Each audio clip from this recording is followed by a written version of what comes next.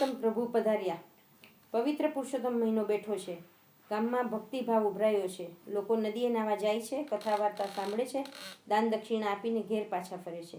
ગામમાં એક ભોળી ભરવાડ રહે, તે પણ દેખાદેખી નદીએ નાવા જાય અને એકટાણું કરી ઘરકામમાં લાગી જાય.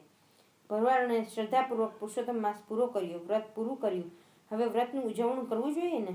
તેણે ગામમાં તપાસ કરી તો ભાવિકો બ્રાહ્મણોને જમાડતા હતા, વસ્ત્રના દાન કરતા હતા, સોના રૂપાના દાન કરતા હતા, પણ પોતે ગરીબ હતી એટલે મૂંઝાવા લાગી.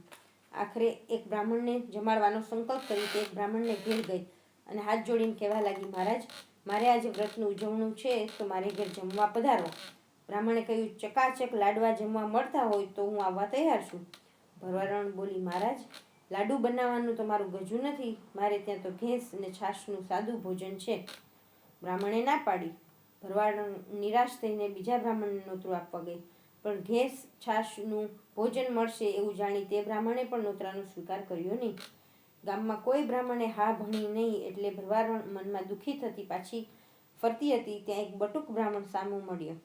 ભરવાડને તેને પૂછ્યું, મહારાજ, આજે મારે વ્રતનું ઉજવણું કરવાનું છે અને તેમાં એક ભૂદેવને જમાડવા મેં સંકલ્પ કર્યો છે, પણ દુઃખની વાત એ છે કે કોઈ બ્રાહ્મણ મારું નોતરું સ્વીકારતો નથી. આ બટુક બ્રાહ્મણ તે પુરુષોત્તમ પ્રભુ હતા. તે પરમ ભક્ત ભોળી ભરવાડની વારે દોડી આવ્યા હતા. તેઓ ભરવાડને કહેવા લાગ્યા, બાઈ, લાડવા જમવા મળતા હોય તો કોઈ બ્રાહ્મણ ના પાડે નહીં. ભરવાડને કઈ વાત ખરી છે, મારે ત્યાં ઘેંસ ને છાશનું ભોજન છે એટલે બધા જમવા આવવાની ના પાડે છે. આપ જો જમવા પધારો તો મોટી કૃપા કરી કહેવાશે. બટુક બ્રાહ્મણે ઘેંસ ને છાશનું ભોજન લેવાનો સ્વીકાર કર્યો અને તે ભરવાડ સાથે તેના ઘેર ગયા. ભરવાડને રાંધવાની તૈયારી કરવા માંડી એટલે બટુક બ્રાહ્મણે કહ્યું, બાઈ, અમો બ્રહ્મચારી બીજાના હાથની રસોઈ જમીએ નહીં, માટે મને સીધું આપો, હું જાતે રાંધીને જમી લઈશ. જલ્દી સીધું આપો, મને બહુ ભૂખ લાગી છે. ભરવાડને બધી સામગ્રી બટુક બ્રાહ્મણ આગળ મૂકી. આ તો પુરુષોત્તમ ભગવાન હતા એટલે ઝટપટ રાંધીને ઘેંસનું અને છાશનું ભોજન કરી લીધું અને થોડી પ્રસાદી ભરવાડને આરોગવા આપી. થોડી વારે બટુક બ્રાહ્મણ જવા માટે ઉઠ્યા અને ભરવાડને કહેવા લાગ્યા, બાઈ, તમે થોડે સુધી મને મૂકવા આવો. ભરવાડ તેમની સાથે ચાલવા લાગી. તેઓ થોડુંક ચાલ્યા હશે ત્યાં રસ્તામાં એક ઝાડ આવ્યું. આ આમળાનું ઝાડ હતું. તેના પર પુષ્કળ આમળા લાગેલા હતા. બટુક બ્રાહ્મણ તો આમળા તોડવા સડસડાટ ઝાડ પર ચડી ગયા અને એક પછી એક ડાળીઓ હલાવવા માંડી એટલે આમળા ટપોટપ નીચે પડવા લાગ્યા. પછી બટુકજીને આમળા ખાતા ઉતર્યા તે બોલ્યા, બાઈ, આ બધા આમળા લુગડામાં બાંધીને ઘેર લઈ જાઓ, તે તમને ખૂબ જ કામ આવશે. હવે હું મારા રસ્તે પડી જાઉં છું. આટલું કહેતામાં જ પુરુષોત્તમ પ્રભુ અંતર્ધ્યાન થઈ ગયા. ભરવાડ આંખો ચોળીને જોવા લાગી કે બટુકજી એટલી વારમાં ક્યાં ગયા, પણ પ્રભુની લીલાનો પાર કોઈ પામી શક્યું છે? એ તો આમળાની ગાંસડી બાંધી માથે ચડાવી ઘેર ગઈ અને જમવા માટે ઘેંસ અને છાશ ખાવા જાય છે તો ઢાકેલા વાસણમાં વિવિધ જાતના પકવાન પડેલા હતા.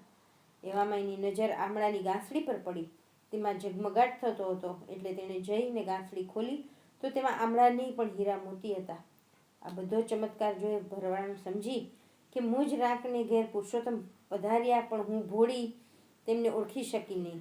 તે પસ્તાવો કરવા લાગી, આ તો મેં પ્રભુ દર્શનનો લાહવો ગુમાવ્યો.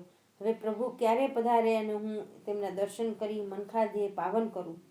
ભરવાડને તો અન્ન જળનો ત્યાગ કર્યો અને પુરુષોત્તમ પ્રભુને યાદ કરીને આંસુડા સારવા લાગી. એની ભાવપૂર્વકની ભક્તિ ફળી. પ્રભુએ પ્રાર્થના સાંભળી અને તેઓ વળી બટુક સ્વરૂપે ભરવાડને દર્શન આપી અંતર્ધ્યાન થઈ ગયા.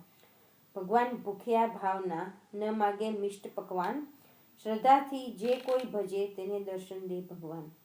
આમ શ્રદ્ધાપૂર્વકના વ્રતથી ભોળી ભરવાડની મનોકામના પૂરી થઈ. તેને ઘેર પુરુષોત્તમ પ્રભુ પધારીને દર્શન દીધા.